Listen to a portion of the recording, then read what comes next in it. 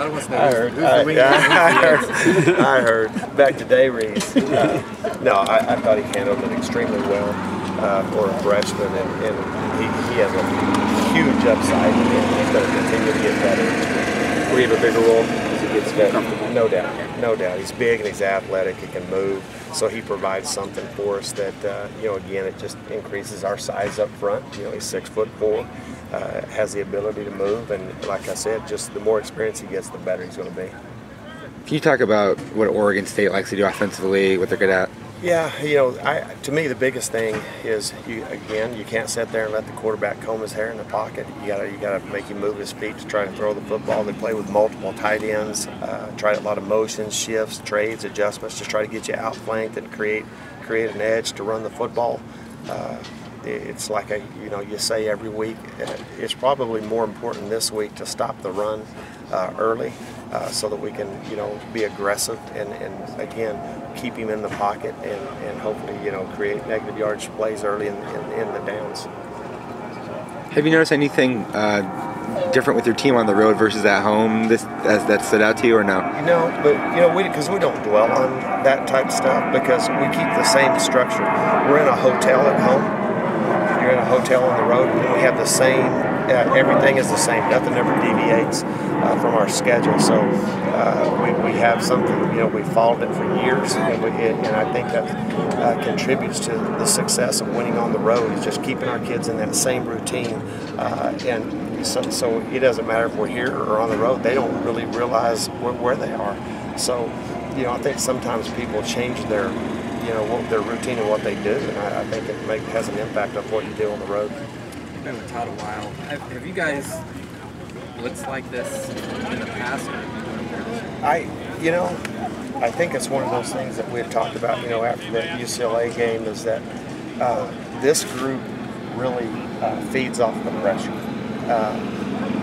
For whatever reason, we've pressured obviously always, but never to the extent of what we're doing right now. You look at, I think, 62 out of 78 plays last week, 68 out of 78 plays the week before. That's pretty incredible when you look at it. But on the same hand, we've always tried to design the defense to complement our offense. And when you play an up-tempo, no-huddle offense, you want to try to create momentum for those guys. And just like I was reading that stat the other day, I think in the 3 years, Arizona State has outscored their opponents off turnovers 355 to 100 or something. That's pretty impressive. What kind of pressure does that put on the back end when you guys are sitting? We've probably put more pressure on the back end this year, more so than any other year that I can remember. But on the same hand, again, I think our guys in the back end have such a confidence.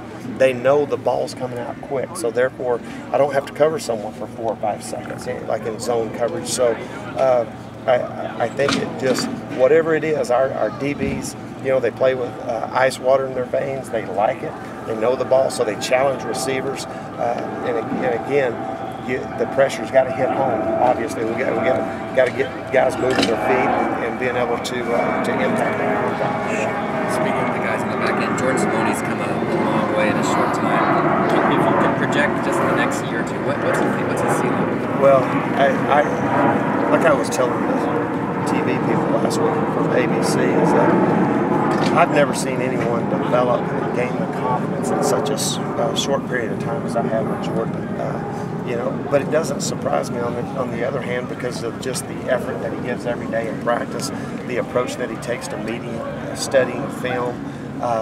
I think he has a huge upside. Obviously, when he comes back next year, he's going to have a different role because the expectations are going to be higher for him.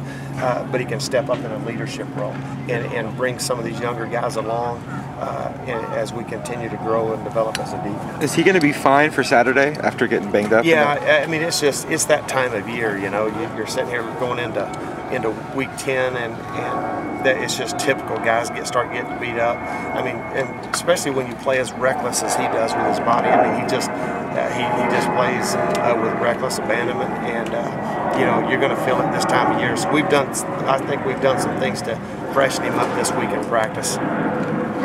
talked a few times about how confident this secondary is. How much do you think that that's kind of built through the year, and how much of that has been the defensive? We've come a long way since obviously the UCLA game and early in the season, but I think it plays off of one another. They started gaining confidence in the pressure, and then the pressure started gaining confidence in the coverage. And when it all goes hand in hand. When you sit there and the pressure's not hitting home, you got big play runs hitting you, or the pressure's not getting there, and they're holding the ball. Well, those guys are expecting that football to come out in 2 seconds. And if it doesn't, now that obviously puts a lot of pressure on those guys, but I think it's just been a combination of both. The pressure has gotten better, much better, and then therefore the coverage becomes more aggressive and tighter. As the year goes along, do you guys find yourself trying to be more creative on defense to try and catch opponents off guard? Well, I tell you what, if we can be more creative, I think I counted like 14 blitzes today in the game plan. I was like, going, geez Louise. If you get more creative than that in a period of about 2.5 days, good luck.